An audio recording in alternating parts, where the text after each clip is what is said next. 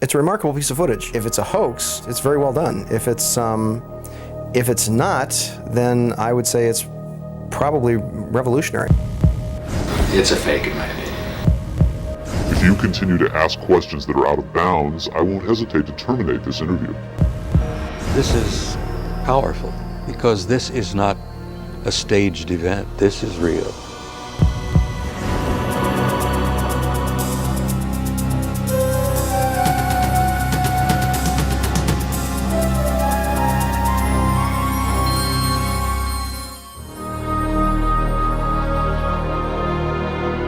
Interest in UFOs and Area 51 is at an all-time high.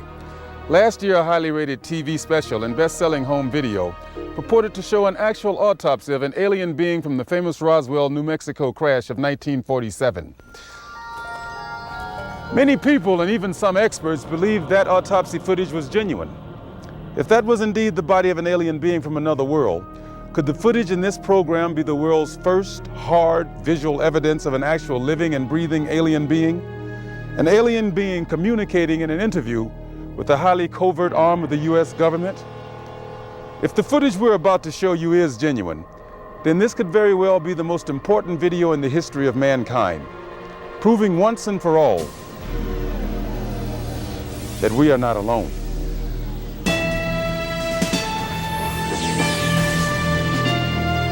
Within Nevada's Nellis Air Force Range, protected by the tightest security in the world, is the Groom Lake Test Site, aka Dreamland, aka Area 51, an installation so secret the government cryptically acknowledges its existence only as an operating location.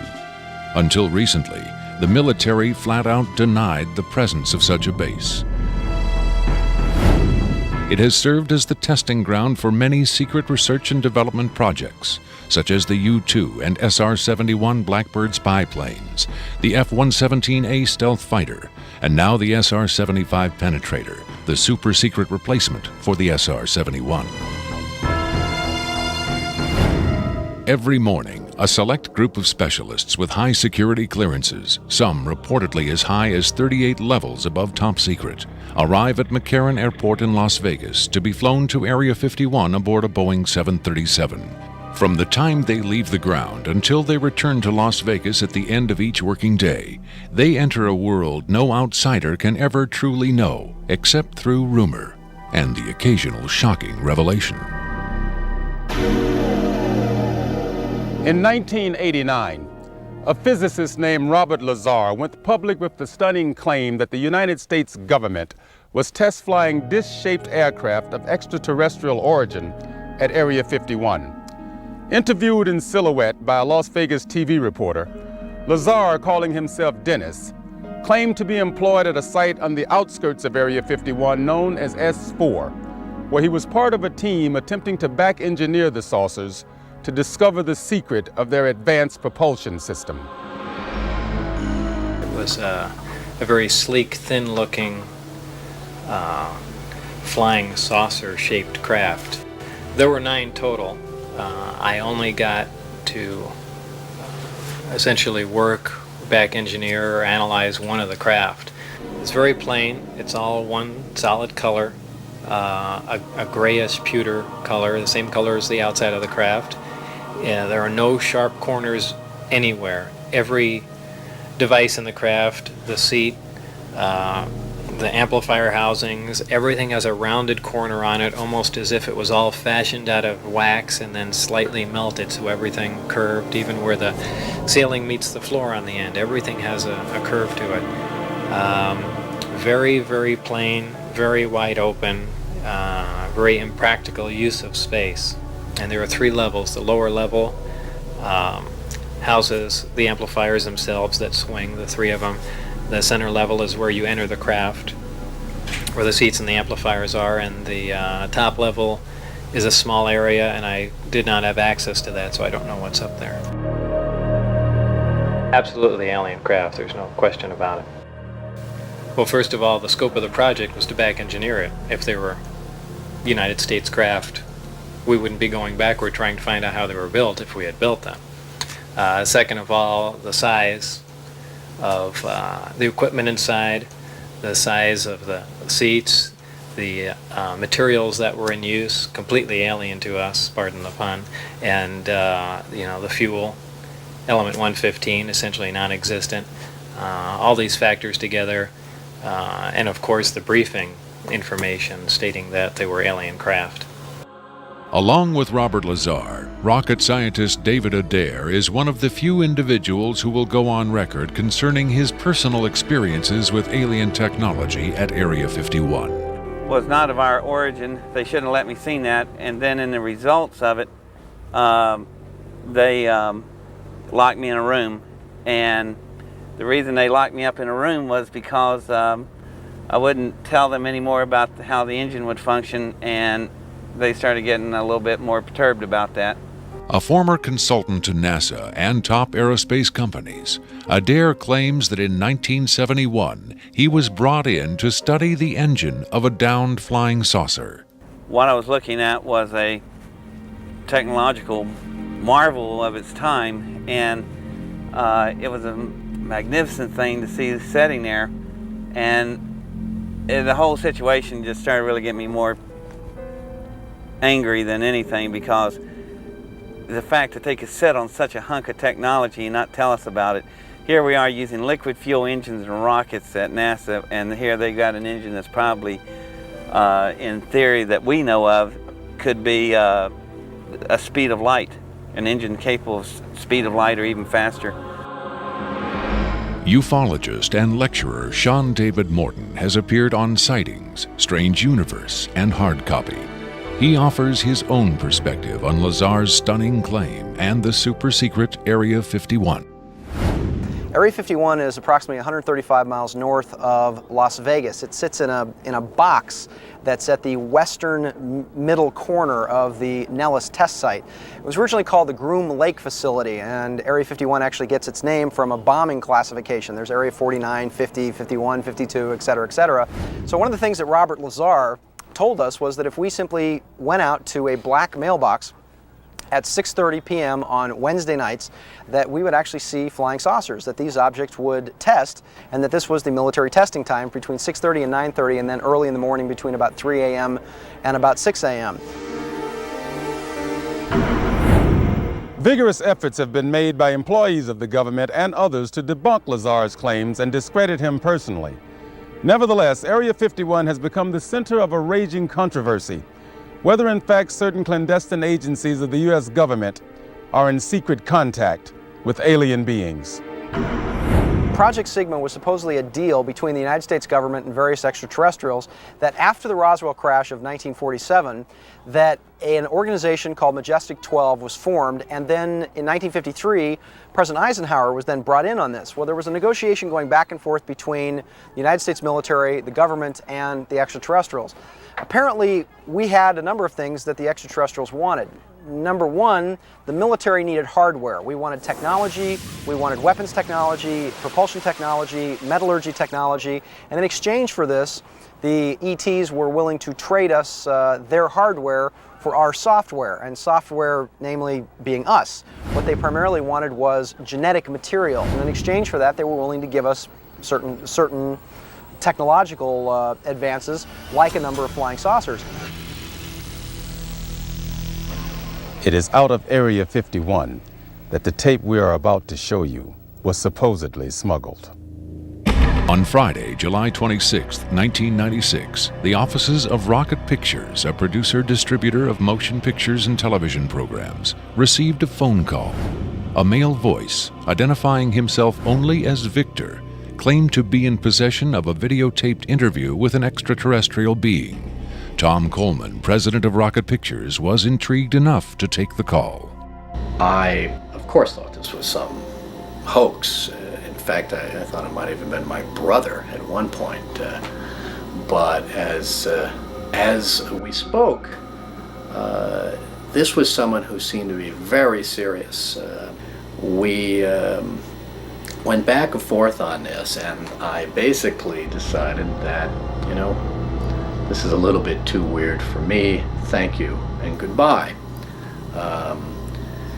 As I hung up, I had a very strange feeling that maybe, just maybe, there was something here. He said he had a tape of a space alien, an ET, that was being held in a military installation in Nevada. I'm not sure as a prisoner or a guest. And he had this on tape. As we've already heard from Sean Morton and others, this is not the first time allegations have surfaced that the U.S. government is playing host to extraterrestrial biological entities, or EBEs. The first and most famous alleged contact was the Roswell flying saucer crash of 1947. This is the incident from which the alien autopsy footage supposedly originated. But there have been persistent rumors that not all of the aliens retrieved from the Roswell crash were dead. The final fate of the survivors, if any, is unknown. 2 years later, however, in 1949, another alien is reported to have survived a saucer crash, and this being, known as EBE-1, was taken into custody and kept at a safe house. EBE-1 supposedly suffered from chronic health problems, which the doctors of the time were helpless to treat. According to a controversial, possibly fraudulent briefing document dating from the Jimmy Carter administration, EBE-1 was interviewed by means of pictographs, from which it was learned that he came from the Zeta Reticuli star system. Can we eliminate one or more of these categories from discussion? The laborious process of developing a set of symbols that could be used and understood by both human and alien amounted to the creation of a new language. If such an effort was made, it represents the greatest achievement in linguistics since the deciphering of the Rosetta Stone.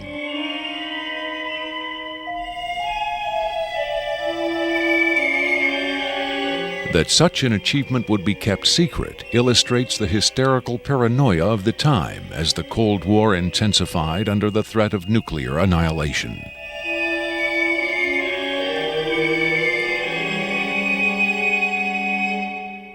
The so-called Carter-Aquarius briefing document states that EBE-1 died of unknown causes on June 18, 1952.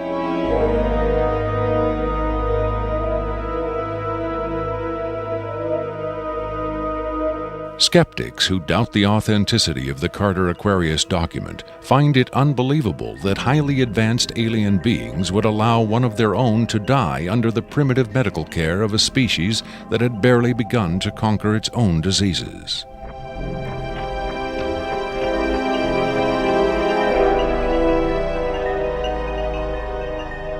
But as we will hear, there are those who claim that to the aliens, death is not a final end to be feared, but a mere transition. It was in the late 40s and early 50s that the U.S. government's policy toward UFOs was formulated. Publicly, there was Project Blue Book, which made a great show of gathering data on all the major UFO sightings, finally declaring them all to be hoaxes, mass hysteria, or swamp gas. But secretly, there may have been another policy at work. Over the years, several documents have come to light which seemingly confirm that a clandestine group, Operation Majestic 12 Group, aka MJ-12, was formed by special classified presidential order on September 24, 1947, for the express purpose of gathering information on UFOs and extraterrestrials, while at the same time keeping such information not only from unfriendly powers, but from the American public as well. If indeed Area 51 has become the nation's repository for alien technology and possibly alien visitors, then the extra-constitutional justifications for such secrecy were developed in the MJ-12 Group's planning sessions. James B. Forrestal, Secretary of Defense under President Harry Truman, is widely accused of being the mastermind behind the creation of MJ-12. Once created, Majestic may have expanded its mandate beyond what Forrestal had intended. Whatever secrets Forrestal may have known concerning flying saucers and alien visitors, that knowledge died with him when in 1949 he mysteriously plunged to his death from a window at Bethesda Naval Hospital. Though he was being treated for depression, many UFO researchers doubt that his death was a suicide and point to the sinister workings of the possibly mythical MJ-12, which in their hypothesis may have been protecting its secrecy from a man who had come to believe the people had a right to know. As late as 1989, according to Bob Lazar, the identification badges at Area 51 read MAJ for Majestic. In December 1994, a document purporting to be the Majestic 12 Group Special Operations Manual was leaked to a noted UFO researcher. It contains the following directive under the heading Isolation and Custody. EBEs will be detained by whatever means are necessary and removed to a secure location as soon as possible. There follows this disturbing amplification. Although it is preferable to maintain the physical well-being of any entity, the loss of EBE life is considered acceptable if conditions or delays to preserve that life in any way compromise the security of the operations. From the beginning of the UFO age, it seems, secrecy was always the government's prime directive. In 1988, another anonymous government source, codenamed Falcon, claimed that a second extraterrestrial biological entity, EBE-2, voluntarily became a guest of our government, allowing himself to be examined and interviewed. In this scenario, Area 51 became, for a time at least, a sort of extraterrestrial embassy, the setting for mankind's first attempt at diplomacy with beings from another world. Different sources disagree as to how communication was established.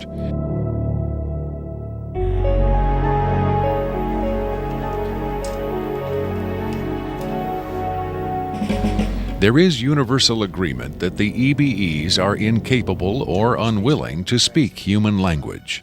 In addition to the pictographs used by EBE-1, it has been reported by Falcon that in the early 1950s, EBE-2 was fitted with some sort of artificial voice box, allowing him to speak words, and that he learned the English language very rapidly. Other sources doubt this story, however. By our kind, do you mean we Americans? What has been reported most persistently is that the aliens communicate via thought projection, or telepathy. Would have been tortured, made to give up their secrets, instead of questioned in this friendly manner. We cannot be forced to communicate. Has it been tried? Not by us. We speak to who's ever willing to listen. The idea of telepathic communication with alien beings carries with it the same doubts and controversy attached to telepathy itself. Do the practitioners of this ancient art really have the ability to read minds? Or are they crafty charlatans who simply tell the listener what he or she wants to hear? If the cynics are right, then the self-proclaimed telepaths recruited by the government in the 1950s were playing an astoundingly daring hoax by claiming to speak for the mute visitors from the stars. Defenders of telepathy call this notion preposterous and point to the long history of government-funded research into mind reading as proof that their science has merit. In the last 4 decades, there have been persistent, often contradictory rumors and even eyewitness accounts of other alien visitors meeting secretly with military or government officials. But what about today? The Tester Corporation has recently come out with a model kit of Gray, the extraterrestrial life form, and a scale model of the so-called sport model, the UFO Bob Lazar says he studied at Area 51. This UFO kit has quickly become one of the most successful model kits in the history of the company. If the military is, in fact, conducting tests of extraterrestrial spacecraft at Area 51, then where are the alien creators of these craft? In his first TV appearance under the pseudonym Dennis, Bob Lazar was asked if there are living aliens at Area 51. Clearly nervous, he evaded the question by saying, quote, "I really want to steer away from that right now," unquote. In subsequent interviews, however, he admitted catching a glimpse of two scientists talking to a strange short figure with long arms. He also reported seeing several documents that seemed to contain first-hand information on alien civilizations. Lazar is skeptical of a claim made by Falcon that a group of EBEs have been given complete control of a separate base within Dreamland. But he does admit having read a report of a tragic misunderstanding between military personnel and alien beings in the late 70s. Lazar states that it had to do with bullets the MPs were carrying, and that the bullets might explode, possibly due to a field the aliens had generated in that area. This encounter supposedly resulted in the deaths of all the humans involved by head wounds. But if there was ever a large-scale alien presence at Area 51, Lazar saw no evidence of it doing his work at S4 in the late 80s. Is it possible that the deadly misunderstanding of 10 years earlier brought human-alien cooperation to an end? In his September 21, 1987 speech to the UN General Assembly, President Reagan himself did little to dispel the notion that this deadly misunderstanding brought human-alien cooperation to an end. In our obsession with antagonisms of the moment, we often forget how much unites all the members of humanity. Perhaps we need some outside universal threat to make us recognize this common bound. I occasionally think how quickly our differences worldwide would vanish if we were facing an alien threat from outside this world. Are the inconsistencies between various tales coming out of Area 51 evidence that these stories are lies? Or are the discrepancies the result of an intentional campaign of disinformation designed to discredit any elements of truth that may be reaching the public? If so, how does Victor fit into the jigsaw puzzle of questionable witnesses to the alien presence at Area 51? Is he a hoaxer, a government dupe, or a frightened whistleblower with the hard evidence to back up his story? I made it very clear to Victor that his credibility was the entire issue here, and that everybody's going to think this is a hoax, and that how are they going to possibly verify this? What he said was, you can do anything you want in terms of verified, any type of due diligence. He will answer whatever questions put forward. We could do whatever type of checking. We could bring in experts. We could have the tape tested. We could, in fact, he encouraged all of these aspects. He just did not want his face and his real name revealed. At Coleman's insistence, Victor agreed reluctantly to appear on camera, but only in disguise, in shadow, and with his voice electronically altered.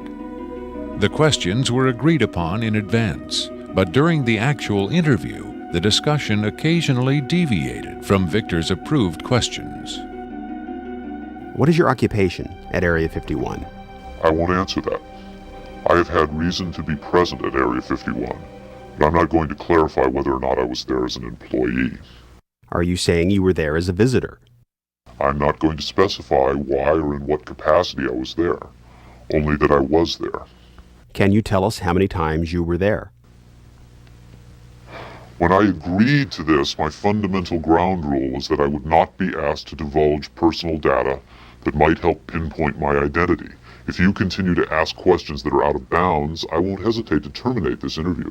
Are you saying that the number of times you were present at Area 51 is enough to pinpoint your identity? Any specifics will narrow the field of suspects. Of course, I could lie. Let's say I've been there 47 times, or anyway more than once. Let's turn to the tape itself. The copy you've supplied is not the original tape. No. Was the original at Area 51 when you copied it? That's out of bounds. Is it fair to assume that the copying of tapes at Area 51 is heavily restricted? You can assume anything you like. I would say that's a fair assumption. That's obvious.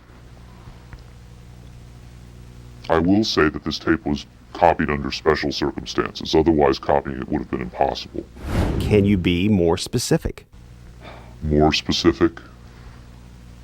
Okay, I'm sure they've figured this much out already. Recently, there was a wholesale transfer of video documentation from analog tape to digital disk storage. In a couple of instances, this allowed data to leak from a highest security system to a less high security system. Even so, this particular tape was the only... I think that's about all I'll say about that. Was there something about this particular clip that made it more accessible to be copied? Not necessarily, no. Was there something about the content that caused them to file it differently or give it special handling? This interview was terminated. The interview resumed only after a discussion of the ground rules. Have you personally seen the alien being that appears in the tape? Yes, I have, but I stress I was not necessarily present at the interview session that appears on the tape. I'm not going to be specific. I may have encountered the being at another time. What can you tell us about the alien interview we're about to see? This one is rather recent, very late in the series. The interview process has been ongoing since the being arrived, which was in 1989. Approximately twice a month, they sit it down for a session that generally lasts from 3 to 5 hours. If they try to go longer than that, or if they schedule the sessions more frequently, the being becomes unresponsive. There's a fair amount of infighting among the scientists from different disciplines to get their questions asked. What has the alien revealed? Various minor technical details of the saucers. The physicists and engineers are frankly frustrated. They feel the being is withholding information. Possibly concepts are getting lost because all the information has to come through a telepath. But also it may be that the bulk of their scientific knowledge is just too advanced to be translated into our primitive conceptual framework. It's analogous to if a human scientist were to try to translate quantum mechanics into the grunts and screeches of a chimpanzee. That's not a very flattering comparison. Frankly, there's a high attrition rate for scientists in the program. You'd think they'd be energized by the challenge, but a lot of them take the ego deflation very hard when they find out not only how much they don't know, but how much they aren't even capable of understanding. What else has the alien communicated? Oddly enough, the being seems to have a much easier time communicating spiritual concepts.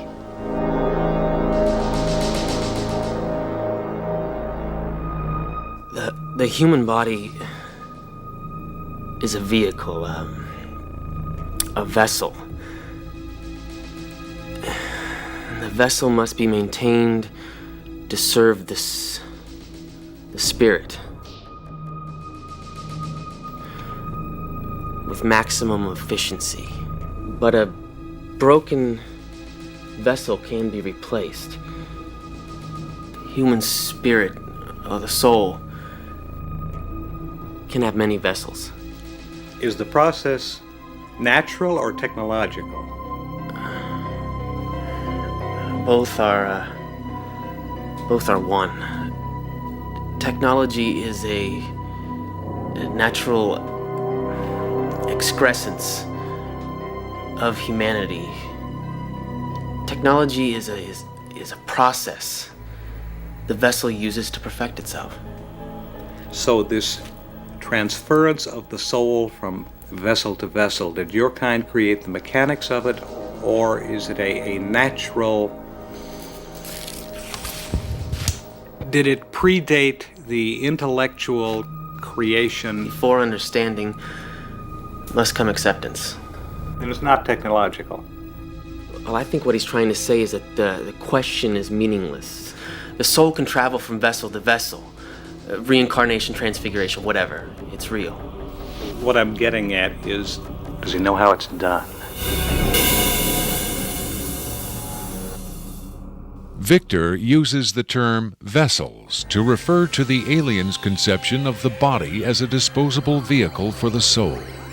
The UFO cult known as Heaven's Gate used the term containers in a similar context. The mass suicide of the Heaven's Gate cultists illustrates the dark side of accepting such ideas at face value. Doe, the Heaven's Gate cult leader, preach that humans can pass from container to container. The mysterious Victor, on the other hand, harbors no such belief. In his interview, recorded months before the Rancho Santa Fe tragedy, Victor made his attachment to his own earthly vessel abundantly clear. And let me just state here publicly, to head off any clever ideas anyone might be having, I have never been, am not now, and never will be suicidal. But how would the public know if something happened to you, since we don't know who you are? I'm taking care of that, trust me. If something happens to me, if I die, people will know who I am. Do you think it's a reassuring sign that these aliens can communicate with us on a spiritual plane? It would be nice to think so, but I'm not sure if it's really such an achievement considering the mismatch between our intellects. I mean, you're not going to have much luck making your dog understand calculus. But if you pet him on the head and say, "Good dog," aren't you communicating spiritually? And doesn't the animal control officer say, "Good dog," when he comes to put some poor stray to sleep? Doesn't the vet try to reassure the animal just before he spays it? When you're dealing with beings whose intellect is so far beyond your own, I don't think it's safe to assume they have your best interests at heart. What about the content of the tape segment you brought? As I said, this is late in the series. In fact, it's quite close to the end. Because of his unwillingness to reveal his own identity, Victor's story stands or falls on the credibility of the tape he supplied. Here, exclusively, for the first time anywhere, is the uncut, uninterrupted alien interview tape, shown in its entirety in real time.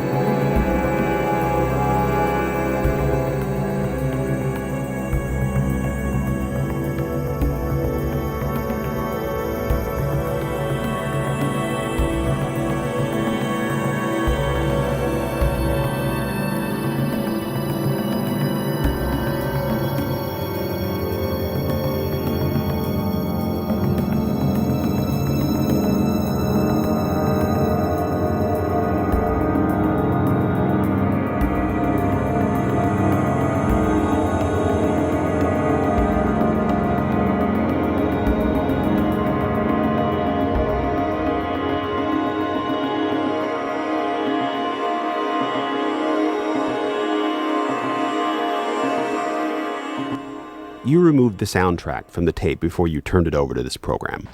That's correct. I can't allow the voices of the project personnel to be heard by the general public. There's a very good chance their family or friends on the outside might recognize them. Isn't your purpose in releasing this tape to expose Area 51 to the world? My purpose is to expose the existence of the aliens, not compromise these individuals. I made the decision to come forward. I'm taking precautions to protect my own identity, and I don't think it's fair for me to put these others in danger of exposure. In any case, the interview on the tape went nowhere. It was interrupted, as you'll see. Can you describe for us what we're seeing?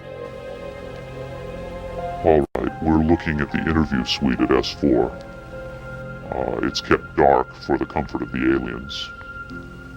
The figure who is just barely visible in the left foreground is the telepath, and behind the camera is a raked seating area for observers. Although in this case, I believe the only other person present was a military aide. The alien is seated behind a glass partition in a biocontainment area, which is maintained at biosafety level 2, the lowest designation. That's primarily for the protection of the aliens, not us. The theory is that if they were going to infect us with an alien bug, it would have happened 50 years ago. In fact, all the indications are the aliens eliminated microbial and viral life from their own ecosystem long ago. They aren't susceptible to our diseases directly, but it has been shown that microbes can reproduce and form colonies within their respiratory systems, which tends to exacerbate the debilities they seem to suffer anyway in our environment. In fact, you can see here the alien is beginning to flag. The interview was not going well. The telepath was trying to clarify some points from a previous interview, but he wasn't receiving coherent responses. As you can see, the being is in real distress. At this point, the telepath is sending out a message to the medical staff.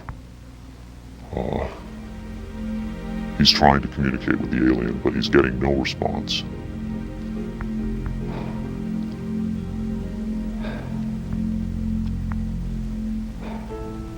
There's very little he can do. There's no direct connection between his space and the biocontainment area. That's the aide stepping in on the right. The medical staff should be there by now. They're slow in responding.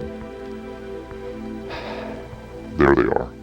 I have to say the medical personnel at S4 are less than first rate. They tend to be selected for their willingness to keep secrets rather than their medical competence.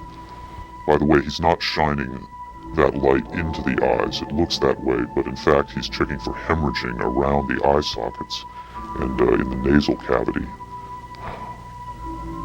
I'm sorry. It's very hard for me to watch this.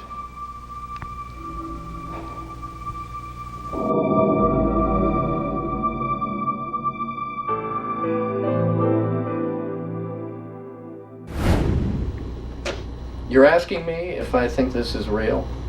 That have I finally seen a space alien?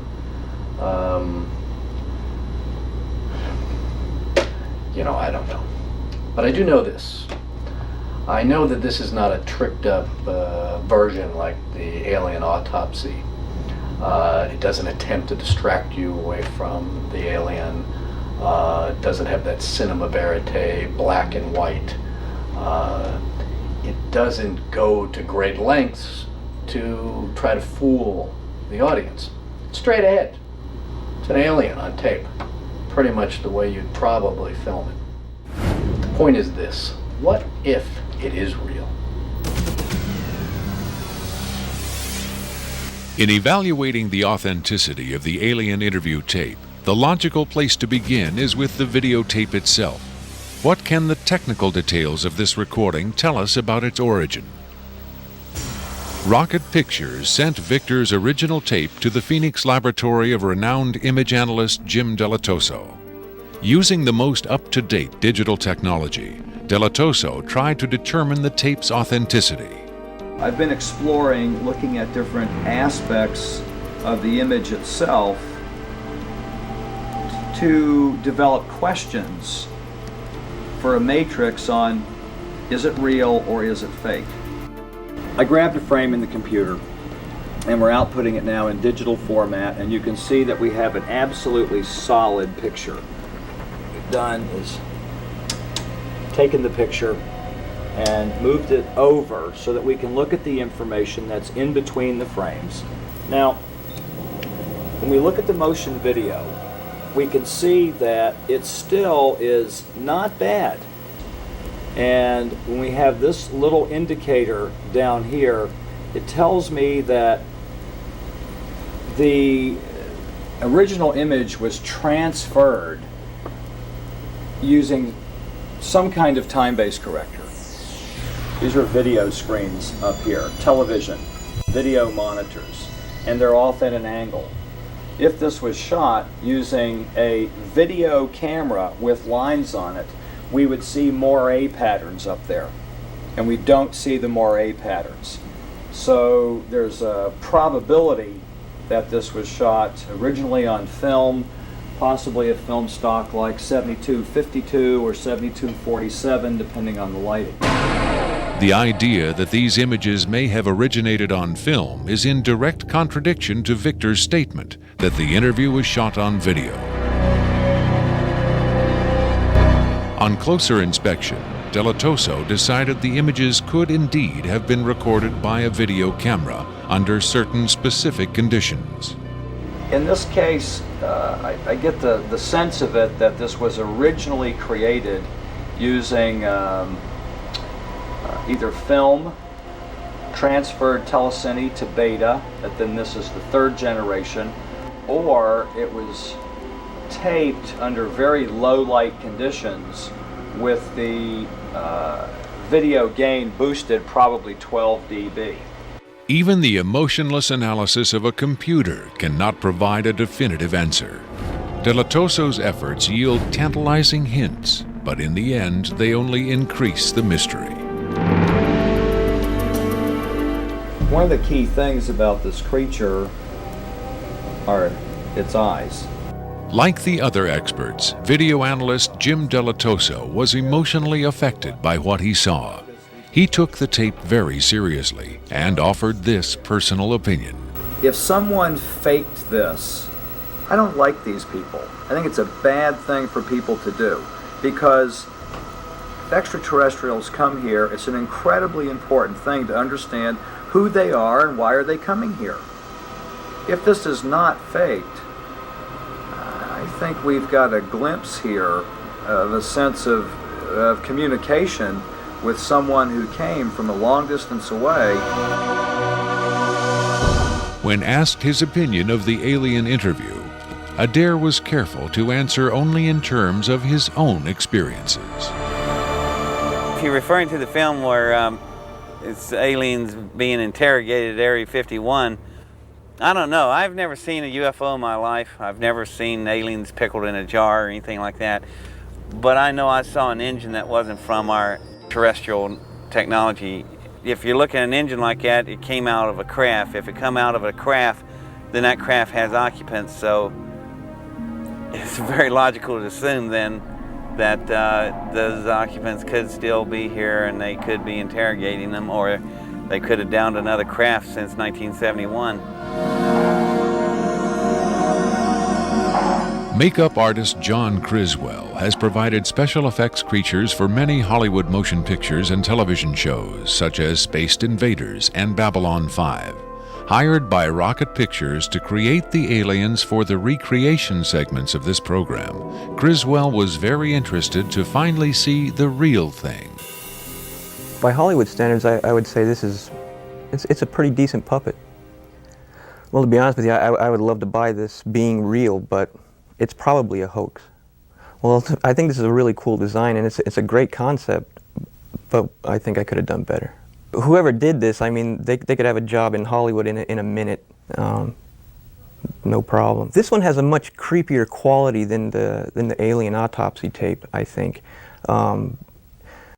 That one I definitely didn't buy just because of the way it laid on the table. There was a couple of things. This actually, whoever did this was, or if someone did this, they were very clever because it it hides a lot of stuff. So that's what makes me kind of disbelieve it a little bit. But, you know, who knows? Criswell thought the alien exhibited movements that would be difficult to fake. There are moments when this looks very real, and I don't know how they did certain little things about this.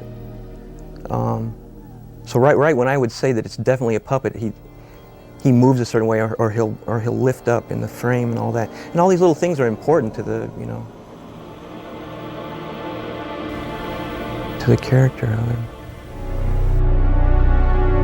Academy Award winner Rick Baker is one of Hollywood's reigning masters of makeup effects. He transformed Eddie Murphy into a 300-pound man for The Nutty Professor and has created monsters for countless films, including An American Werewolf in London and the UFO-related Men in Black. Baker dismissed the tape as a fake. Yeah, this doesn't fool me. I don't buy this. I think this is a puppet, and you've got a table in the foreground that's hiding the rest of its body. You've got some kind of, whatever that instrument is in the foreground, it's hiding. It's also lit very mysteriously. I think if you were going to record this alien, you would want to see it, and you wouldn't want to hide it behind a table, and you would light it in a way that would show up much more than this. And this particular movement, this head-jerking movement here especially, looks very puppety to me. It looks a little overdone and very much like a guy with his hand inside this thing maneuvering it. I guess he's supposed to be ill here. Is that what's going on? It just looks like they went to a great deal of effort to hide as much of the anatomy other than the head on this puppet, and I just don't buy it. I would be willing to stake my reputation on the fact that I think this is a hoax. It's very interesting to see, though. In Baker's opinion, there was no controversy at all. It's a fake, in my opinion. We could build better. We have built better, UFO expert Robert Dean, on the other hand, had no doubt whatsoever that the tape was authentic. This is powerful because this is not a staged event. This is real. In the 1960s, Robert O. Dean served as an Army intelligence analyst at NATO headquarters in Europe, where he claims to have seen first-hand evidence of alien beings and their artifacts. Retired from the Army, he is now a highly regarded UFO researcher and analyst. Dean was asked to view the tape and offer his expert opinion. Treating him like a piece of livestock, wiping his lips.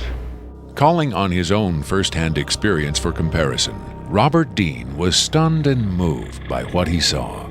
That breaks my heart.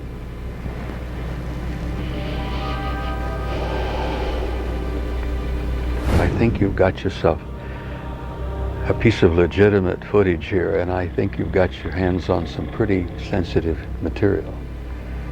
I don't know how the hell you got this. I don't know who you got it from, and frankly, I don't want to know who you got it from. But you got yourself a tiger by the tail with this footage. I would say, and I know that that's one of the things you'll ask of me, is that you've got yourself some legitimate footage of one of the little guys being interrogated and filmed. And there's a reality to it, and there's a sensitivity to it that literally breaks my heart. But I tell you very strongly, you've got something here that is very sensitive. Well, I know that the level of classification on this kind of a thing is so far damned above top secret that you can't imagine how sensitive this kind of thing is, and how delicate it is, and how tightly the government sits on anything like this. Sean Morton looked for clues to the tape's authenticity in the technical details of the interview's setting. Okay, there's a couple of interesting things about the tape right off the bat. Morton tried to decipher the time code at the bottom of the screen. First off, what you're looking at in the time code is DNI, is Department of Naval Intelligence. So Department of Naval Intelligence, this would probably be a file number 27. It could be a security level, however, because security levels are supposedly go up to Q36, or the highest ones that we know about. The first interesting thing about that is that I'm noticing what looks like a medical monitor, and look at how slowly and erratic the heartbeat is. The heartbeat is literally 1, 2. It's very, very erratic, and it looks as though the heartbeat being as erratic as it is only about, from counting that, it looks like it's about 30 a minute or so. Morton suggested an alternate explanation for the video's dim lighting. One of the unusual things about most of these particular race of aliens is they are very, very sensitive to light. So a lot of these interviews are conducted in very darkened rooms. To Morton's eye, many features of this alien dovetailed with accounts of other first-hand contactees. Another strange thing about the physiognomy of these creatures is, as well, is if you will notice that the neck itself is not at the back of the head like a human being is. The neck is actually in the center of the head, which is what actually gives it problems holding its head and its neck up. Whatever this is, it's being taken, the interview is actually being done through a piece of glass, which is probably something somebody faking the photographs probably wouldn't think about. Right there we see that the creature appears to be choking. The dark eyes, in many cases, are actually a form of lens that guards the creature against untoward sunlight. It's a remarkable piece of footage. I mean, it's very, very, very, very interesting. If it's a hoax, it's very well done. If it's not, then I would say it's probably revolutionary. Another expert who was asked to examine the tape was Michael Hesseman, one of Europe's leading UFO researchers and author of the international bestseller Beyond Roswell. When I got the first information about the alien interview footage, and when I saw the first picture, I said there might be a connection to a real incident. Hesseman was intrigued both by the alien's appearance and by Victor's claim that the being arrived at Area 51 in 1989. If it is authentic, it might be the most significant film ever published, ever shown on television. For several years now, Hesseman has been investigating reports that the South African Air Force shot down a flying saucer in the Kalahari Desert in 1989. According to Hesseman's sources, 2 survivors were retrieved from the downed saucer. One was sent to Wright-Patterson Air Force Base in Ohio, and the other to Area 51. The extraterrestrial in Victor's tape bears a striking resemblance to descriptions of the Kalahari ET, and the timing of its appearance at Area 51 is consistent with the South African incident. If you see the drawings we have of the Kalahari alien and the descriptions we have, it seems to be the same being. And the Kalahari incident puts the alien interview footage into a context and gives it at least a probability that it might be real. It might be the real stuff, we just don't know. Whitley Strieber, best-selling author of Communion, claims to have had numerous personal contacts with alien beings. He has become the de facto spokesman for the growing number of people who claim to have been abducted by extraterrestrials. The nationally syndicated television program Strange Universe asked Strieber and several other abductees to view the alien interview tape. What Strieber saw left him profoundly shaken.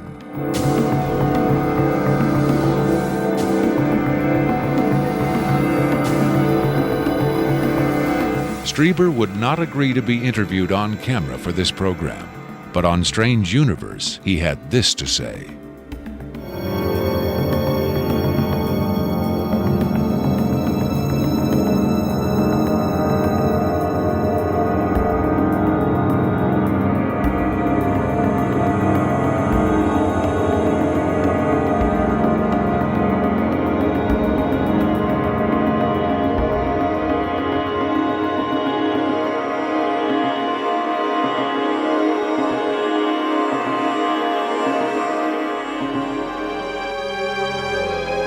On May 23, 1997, Victor gave a radio interview on the nationally syndicated show Coast to Coast AM with Art Bell.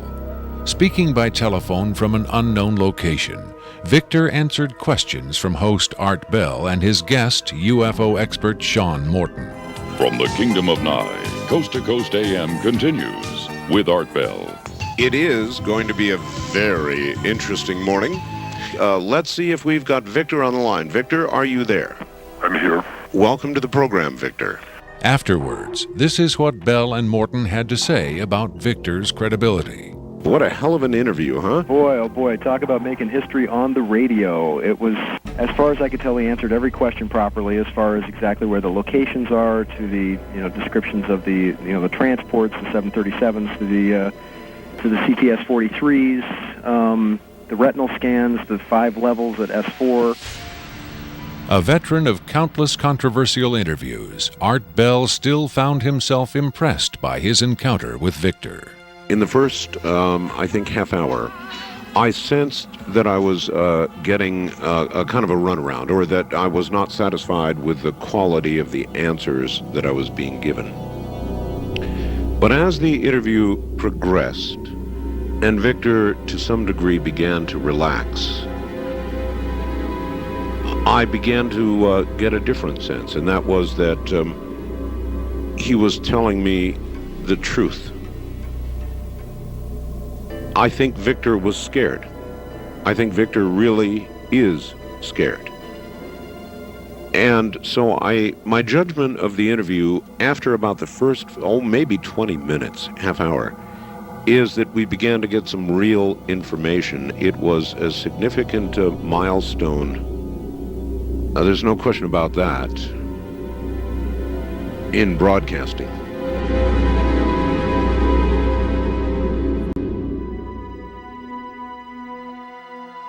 If the government has really been in contact with superior aliens, wouldn't we see some evidence of it? For instance, amazing new scientific discoveries. Limitless free energy? A cure for cancer? We might if the government's motive were the betterment of mankind. The government's motive is control. And just as much as they crave control, they fear loss of control. Knowledge is power, but power does not necessarily confer competence. The people at the top of this program are intellectually very average. They're not capable of making proper use of what's been handed to them, but they have no intention of letting anyone else ever get a chance to solve the puzzle. And let's not forget there's also the real possibility that the government is being manipulated by the extraterrestrials for their own purposes. You could have released this tape to the news media, but you insisted on being paid for it. Doesn't that cast doubt on your own motives? Yes, and I was aware of that going in, but that's a cross I'm prepared to bear. I find it disgusting that the most important event in human history is being kept secret simply because certain unimaginative officials have the power to do so. But at the same time, I do see the irony in my own actions. All I can say is, had I had the choice, I would not have insisted on profiting from this revelation. But since by lifting this veil, I've endangered not only my career, but possibly my life, I felt the need for some small measure of monetary freedom to deal with any eventualities. And let me say, I could have demanded significantly more money than I did if I had been willing to compromise my anonymity. There have been other whistleblowers who jumped at the chance to become celebrities, which I think casts even more doubt on their motives than some people may be casting on mine. Do you believe your life is in danger as a result of making this tape public? I would hope not. I would like to think my government is a little more civilized than that, but at the same time I don't intend to give them the chance to prove me wrong. At any rate, to a certain extent, I'm counting on being disbelieved. Obviously, they would like me to be perceived as a hoaxer. If something were to happen to me, if I should die suddenly in a freak accident, it would obviously lend credence to my story, and I assume they understand that and will act or not act accordingly. Why should anyone believe this tape is authentic? Use your own judgment. That's all any of us can do. There's been so much secrecy and disinformation over the last 50 years that it's become impossible to prove anything in the face of official denial. Of course, the flip side is nobody really believes anything the government says. Robert Dean heads a growing movement lobbying Congress to release former NASA intelligence and military officials from their security oaths so they can talk openly about U.S. involvement with UFOs and aliens. As early as '49, your government knew we were dealing with extraterrestrial intelligence. And then it sort of blew up more and more. Every year there were more discoveries, more conclusions, more contacts. And as you probably know, we have indeed retrieved crashed hardware, and we have reverse engineered it, and we have indeed been flying some of that hardware in this base not too many miles outside of Nellis, near Las Vegas. Dean believes the time has come for the government to tell the people what it knows. The truth has got to come out. We're over 30 years too late.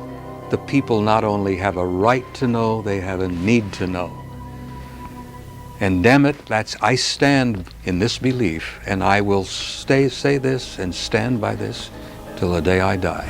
Congress has the responsibility, Congress has the obligation to the people, to the Constitution, and to the nation.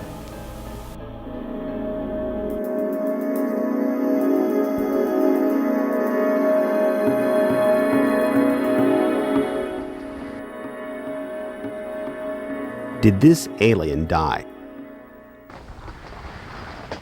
I can't answer that with certainty. I do know the interviews came to an end. Whether the being died or was retired, and I don't mean that in the spy thriller sense of having it killed, I mean retired from the interview process. I just don't know. I'm fairly certain it didn't go home, at least not in the physical sense. But these beings, they don't seem to be very concerned about dying or avoiding death. Why do you think that is? Maybe they know what comes after death with more confidence than we do. Maybe there's another vessel waiting for them on the other side. The other side? Yes, which may in fact be where they come from in the first place. I've heard the claims that they come from Zeta Reticula or the Pleiades, but it hasn't been established that they come from out there at all. Their saucers may not travel through space as we know it. They may fold in from another dimension, another reality. You make them sound almost supernatural, like angels or devils. Supernatural is just a term for aspects of nature we don't understand. For many people, they certainly do serve the functions of both angels and devils, forces we can't comprehend. Have you had enough of me? I think I've earned my money.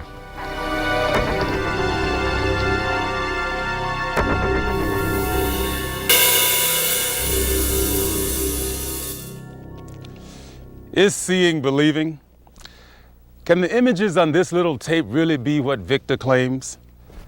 To even take the question seriously requires a belief in the possibility of wonder, a willingness to accept an almost unimaginable truth. It's far easier and safer to label it a hoax. I'm standing on Nevada Highway 375. America's official extraterrestrial highway, redesignated last year by the legislature in acknowledgement of the worldwide fame that has become attached to this desolate spot. Beyond those mountains is Area 51, the most widely discussed secret place on Earth. Whether as a hoax or mind-expanding revelation, this alien interview is now a part of the Area 51 legend. There will come a day when the secrecy at Area 51 ends. When that day comes, then we will know whether this tape was real and what the true motive was for its sudden appearance.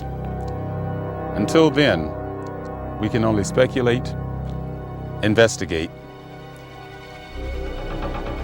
and hope.